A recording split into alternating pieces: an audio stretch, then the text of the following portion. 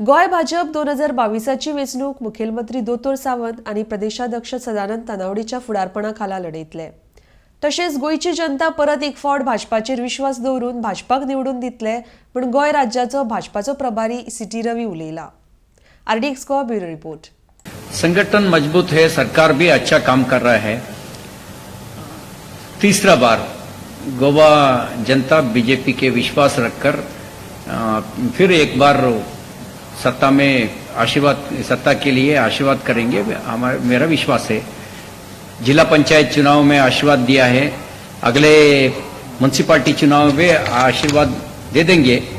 विश्वास है 100% बीजेपी सरकार पुनः आएगा।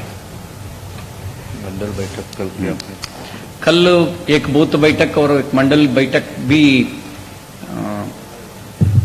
था।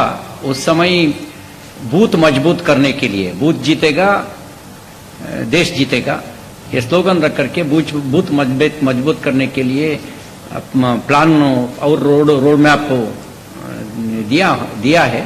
ये रोड मैप के अनुसार हम लोग संगठन के काम मजबूत करके चुनाव जीतेगा। डॉक्टर प्रमोद सावंत मुख्यमंत्री है, उन्हें सरकार के नेतृत्व उनके ऊपर है। और साथ